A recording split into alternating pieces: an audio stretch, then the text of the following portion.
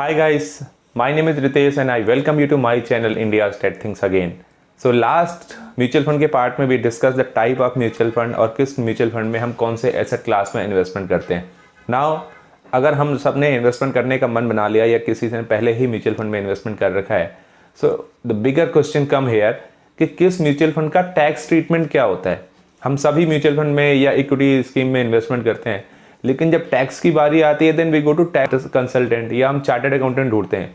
Believe me, हमें ना तो चार्टर्ड अकाउंटेंट ढूंढने की ज़रूरत है और ना ही किसी टैक्स कंसल्टेंट को ढूंढने की ज़रूरत है.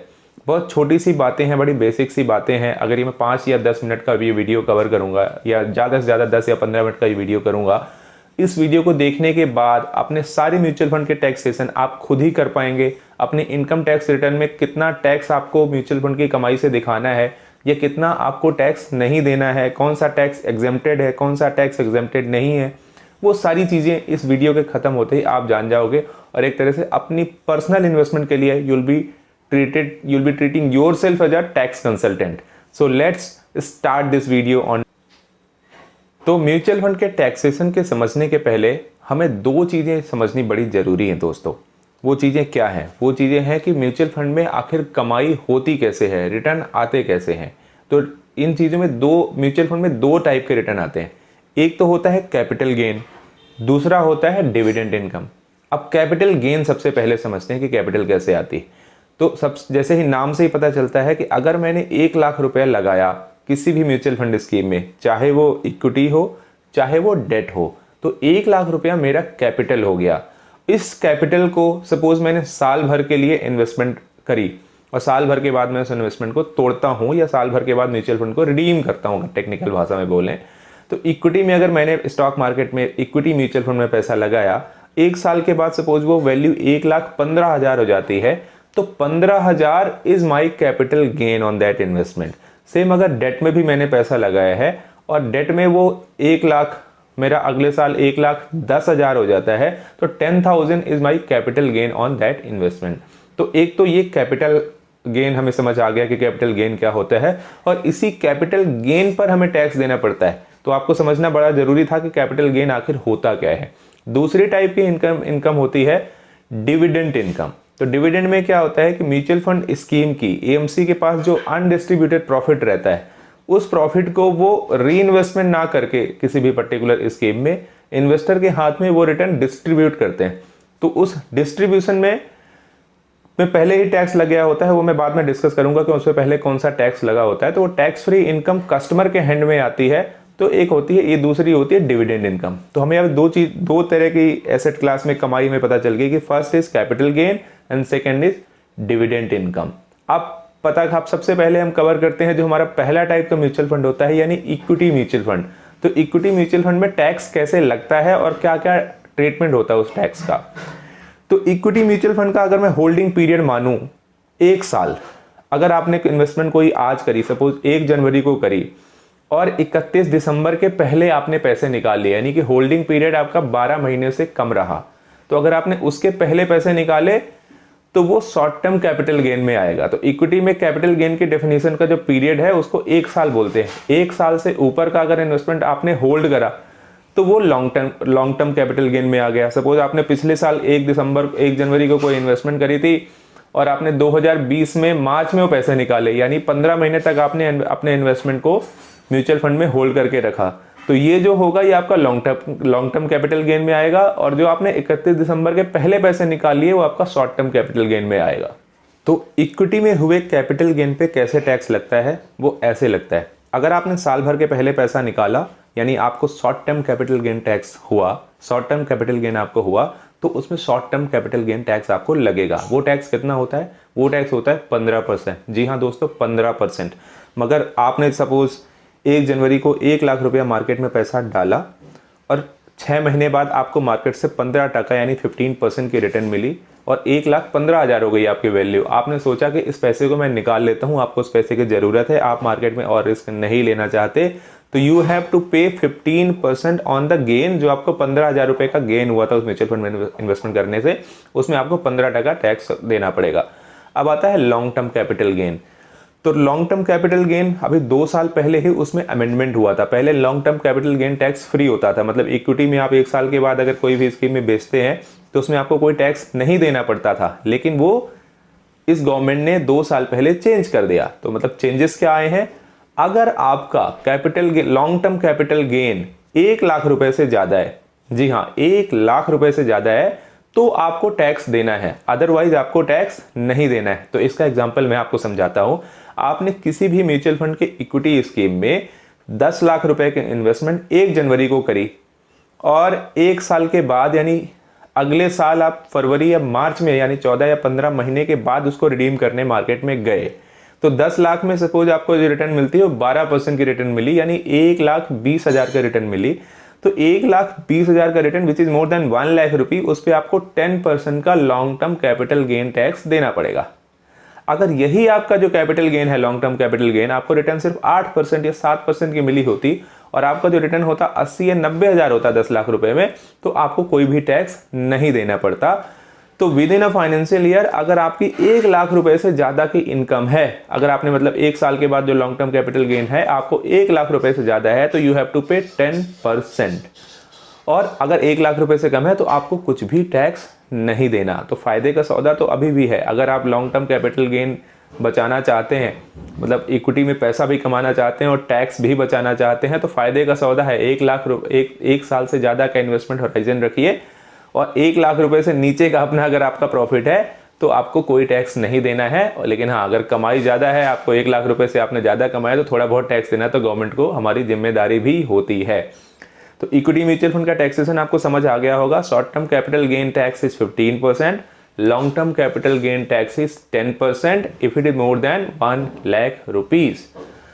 अब बैलेंस म्यूचुअल फंड की बात करते हैं, यानी हाइब्रिड म्यूचुअल फंड की बात करते हैं कि उसमें आपका टैक्स ट्रीटमेंट क्या होगा।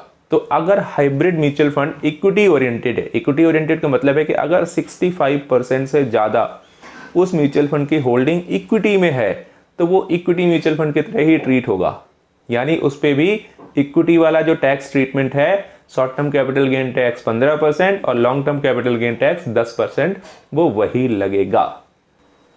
मैंने कोई इक्विटी स्कीम ली हुई है, लेकिन उस पे मैंने डिविडेंड ऑप्शन चूज करा हुआ है, मैंने ग्रोथ ऑप्शन नहीं चूज करा हुआ है, यानी डिविडेंड ऑप्शन चूज करा हुआ है। तो डिविडेंड का टैक्स ट्रीटमेंट बिल्कुल ही अलग होता है। वो इन्वेस्टर के हाथ में जो डिविडेंड आता है वो बिल्कुल टैक्स फ्री होता है। अब टैक्स फ्री सुनकर के आप इतना खुश मत होइए, क्योंकि उसमें पहले ही टैक्स म्यूचुअल फंड्स दे चुके होते हैं, उसे बोलते हैं डिविडेंड डिस्ट्रीब्यूशन टैक्स। तो उसमें टैक्स उसको देना पड़ता है जो आपको पे कर रहा है, तो उस पैसे में पहले ही टैक्स सरकार के पास जा चुका होता है। वो टैक्स करीबन 11.64% होता है इक्विटी म्यूचुअल फंड्स में और करीबन 29% होता है डेट म्यूचुअल फंड में। तो डिविडेंड का ट्रीटमेंट दोनों ही टाइप के म्यूचुअल फंड में लगभग एक जैसा होता है, उसमें बहुत ज़्यादा कुछ समझने को नहीं है। आपके हाथ में टैक्स फ्री आता है, ना तो आपको अभी इनकम टैक्स रिटर्न की फाइलिंग में दिखाना है, ना उसका हिसाब किताब रखने की कोई खास ज़रूरत है। इक्विटी में ही एक कैटेगरी आती है ELSS। अब बहुत लोगों का सवाल होता है कि ELSS का टैक्स ट्रीटमेंट क्या होता है। तो ELSS का टैक्स ट्रीटमेंट हमेशा long term capital gain tax की तरह ही होगा, क्योंकि ELSS का 3 साल का लॉक इन पीरियड होता है, मतलब 1 साल के पहले आप उसे बेच नहीं सकते। तो short term capital gain tax होने का तो सवाल ही नहीं पैदा होता। यहाँ पे हमेशा आपको long term capital gain tax होगा या डिविडेंड होगा। तो डिविडेंड होगा तो टैक्स फ्री होगा, और अगर आपने long term capital gain tax कमाया, लॉन्ग टर्म कैपिटल गेन हुआ है आपको, तो उसमें आपको long term capital gain tax यानी 10%, अगर 1 लाख रुपए से आपकी कमाई साल भर में ज्यादा है तो वो देनी पड़ेगी। अब आते हैं हम डेट म्यूचुअल फंड में, कि डेट म्यूचुअल फंड में टैक्सेशन कैसा होता है। यहाँ थोड़ी सी कॉम्प्लिकेशन है, थोड़ा सा आपको ध्यान से सुनना पड़ेगा कि कैसे होता है। जैसे वहां पे लॉन्ग टर्म कैपिटल गेन 1 साल के बाद माना जाता था। अगर आपका होल्डिंग पीरियड इक्विटी में 1 साल से ज्यादा है तो वो लॉन्ग टर्म कैपिटल गेन में आ जाता था। यहाँ पे उसकी डेफिनेशन थोड़ी सी अलग है। तो यहाँ पे शॉर्ट टर्म कैपिटल गेन कहते हैं 3 साल के पीरियड के अंदर अगर आपने बेचा, यानी 36 महीने के पीरियड से अगर आपने कम होल्ड करा है, तो उसमें से जो गेन होगा वो आएगा शॉर्ट टर्म कैपिटल गेन में। अगर आपने 36 महीने से ज्यादा होल्ड करे, यानी 3 साल से ज्यादा होल्ड करा, 3 साल के बाद आपने कोई म्यूचुअल फंड की स्कीम रिडीम करी है, तो वो आएगा आपका लॉन्ग टर्म कैपिटल गेन में आएगा, long term capital gain tax में आएगा। अब इसका ट्रीटमेंट समझते हैं कि इसमें दोनों में टैक्स कितना लगेगा, आइए बताता हूं आपको। अब तो अगर आपने कोई भी डेट म्यूचुअल फंड 3 साल होल्ड करने के पहले ही बेच दिया। सपोज आज मैंने खरीदा 1 जनवरी 2020 की डेट में मैंने कोई म्यूचुअल फंड खरीदा और अगले साल 2021 या 2022 में मैंने उसकी सारी यूनिट रिडीम कर दी, तो वो जो गेन होगा उसको बोलेंगे शॉर्ट टर्म कैपिटल गेन, क्योंकि मैंने उसको 3 साल के पहले ही रिडीम कर दिया। अब उसका टैक्स ट्रीटमेंट क्या होगा? उसका टैक्स ट्रीटमेंट कुछ नहीं होगा। आपकी जितनी इनकम थी पहले, सपोज मेरी सैलरीड हूँ और मेरी इनकम साल की 20 लाख थी और मेरे को जो short term capital gain date mutual fund से हुआ वो 1 लाख रुपए का हुआ, तो वो 1 लाख रुपया मेरी एनुअल इनकम में ऐड हो जाएगा। एनुअल इनकम में मेरी ऐड हो जाएगा, यानी मेरी इनकम हो गई अब साल की 20 लाख की जगह 21 लाख। और जो मेरा टैक्स स्लैब होगा, टैक्स स्लैब के हिसाब से उतना मेरे को टैक्स देना पड़ेगा। तो कोई इसमें परसेंटेज नहीं है, कम कमाने वाले को कम टैक्स, ज़्यादा कमाने वाले को ज़्यादा टैक्स। यानी कोई 30% टैक्स ब्रैकेट में आता है 30% टैक्स भरेगा उस गेन पे। अगर कोई 10% टैक्स स्लैब में आता है तो 10% भरेगा। अगर कोई टैक्स स्लैब में आता ही नहीं, उनकी सिर्फ उसकी इनकम सिर्फ 3-4 लाख रुपए या उससे भी कम है, तो उसको कोई टैक्स नहीं देना पड़ेगा। तो डेट म्यूचुअल फंड का short term capital gain tax का ट्रीटमेंट ये होता है।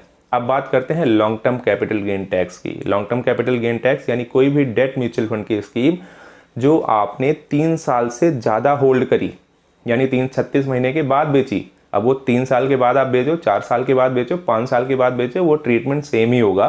तो उसका क्या होता है, उसमें आपको जो टैक्स देना पड़ता है 20% टैक्स देना पड़ता है। घबराइए मत, 20% पूरा नहीं देना पड़ता है। इसमें हम इंडेक्सेशन बेनिफिट को कवर करते हैं, तो मतलब इंडेक्सेशन बेनिफिट के साथ उसको एडजस्ट करते हैं, देन 20% देना पड़ता है। तो 20%। अब इंडेक्सेशन समझना पड़ेगा आपको कि इंडेक्सेशन कैसे हो।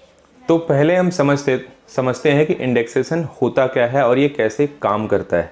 तो हमारा एक कॉस्ट इन्फ्लेशन इंडेक्स होता है ये। सपोज मैंने आज से 5 साल पहले कोई चीज़ खरीदी थी और अगर मुझे कहे कि 5 साल के बाद आपको जो गेन हुआ है उस पर आप 20% का टैक्स दे दो, तो बड़ी नाइंसाफ़ी होगी। क्योंकि भाई जो मैंने उसमें पैसा इन्वेस्टमेंट करा था वो हर साल इन्फ्लेशन भी तो उस हिसाब से बढ़ रही है, 6%, 7%, 8% जो भी इन्फ्लेशन बढ़ रही है, तो मेरी परचेज कॉस्ट भी तो उसी हिसाब से बढ़ रही है। आज की डेट में मैं उसे सेल करता हूँ तो आप आज की डेट में टैक्स लोगे, लेकिन 5 साल पहले जो मैंने चीज़ खरीदी थी वो चीज़ की वैल्यू तो कम हो रही है ना, just because of inflation is going up. तो इसके लिए एक ट्रीटमेंट इसका ये होता है कि हम इसमें कॉस्ट इन्फ्लेशन इंडेक्स से परचेज प्राइस को एडजस्ट करते हैं। वो कैसे करते हैं मैं बता देता हूँ। हर साल का परचेज, सपोज जिस साल मैंने लिया 2020 में, यानी आज की डेट में लेता हूँ, तो मेरा परचेज प्राइस जो इंडेक्स है, कॉस्ट इन्फ्लेशन इंडेक्स है, वो सपोज 500 है। और आज से मैं 5 साल बाद अपना डेट इन्वेस्टमेंट बेचता हूँ, डेट म्यूचुअल फंड बेचता हूँ, तो मैंने 10 लाख का लिया और उसको 5 साल बाद बेचता हूँ, तो उस समय जो कॉस्ट इन्फ्लेशन इंडेक्स जो आज 500 है वो हो सकता है उस समय 600 हो। ठीक है, तो हम उसकी कैलकुलेशन कैसे करते हैं, अपना परचेज प्राइस कैसे निकालते हैं। 10 लाख मल्टीप्लाई बाई जिस साल में बेचूंगा 5 साल के बाद उस साल का CII यानी 600 डिवाइडेड बाई 500। ठीक है, तो जो वैल्यू आएगी वो मेरा परचेज प्राइस हो जाएगा। तो परचेज प्राइस काफ़ी ज़्यादा हो जाएगा 10 लाख रुपए से। तो इंडेक्सेशन को हम बहुत ही एक आसान से एग्जांपल से समझते हैं कि सपोज 1 जनवरी 2010 को आपने 1 लाख रुपए का कोई इन्वेस्टमेंट किसी भी म्यूचुअल फंड स्कीम में करा, उसको आपने बेचा 2013 में, जब उसको 3 साल कंप्लीट हो गए। तो 3 साल कंप्लीट हुआ तो उसका NAV हो गया 10 की जगह 15 हो गया। आपने जब इन्वेस्टमेंट करी थी तब वो 10 था, अभी वो 15 हो गया। तो 1 लाख की वैल्यू आपकी अभी 1.5 लाख हो गई है। तो अगर मैं इंडेक्सेशन को पिक्चर में नहीं लाऊं तो आपको 50,000 में टैक्स देना पड़ता, जबकि ऐसा नहीं है। अब 50,000 में से टैक्स नहीं देना पड़ेगा, मैं उसको CII से एडजस्ट करूंगा, मेरा परचेज प्राइस एडजस्ट करूंगा। तो कैसे करूंगा कि 2013 का जो कॉस्ट टू इन्फ्लेशन इंडेक्स है वो है करीबन 939, और जो 2010 में इंडेक्स होता था, CII का इंडेक्स होता था, वो होता था 632। तो हम ऐसे कैलकुलेशन करते हैं, 1 lakh multiply by 939 divided by 632। तो इसकी जो वैल्यू आती है निकल के इस मल्टीप्लिकेशन और इस डिवीजन के बाद, वो आती है 1.48 लाख। तो करीबन 1,48,000 की वैल्यू आ गई। बचा हुआ कितना अमाउंट आपकी, मतलब अब आपका परचेज प्राइस हो गया 1,48,000 और आपकी वैल्यू आज की कितनी है 1,50,000। तो आपको जो कैपिटल गेन हुआ यहाँ से निकल के आया वो सिर्फ 2,000 रुपये का आया, और 2,000 रुपये हमें आपने 20% टैक्स दे दिया। कितना हुआ 400 रुपये, 400 रुपये। तो आपको कोई भी लगभग नील के बराबर आपको टैक्स देना पड़ा।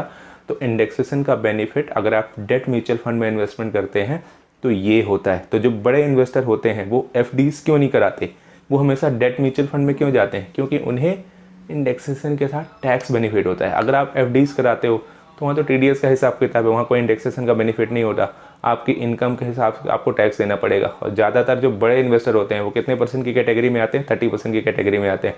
तो एफडी में उन्हें 7% की रिटर्न मिली या 6% की रिटर्न मिली, 30% उन्होंने टैक्स दे दिया, कितना रिटर्न मिला, 3-4%, कुछ भी नहीं मिला।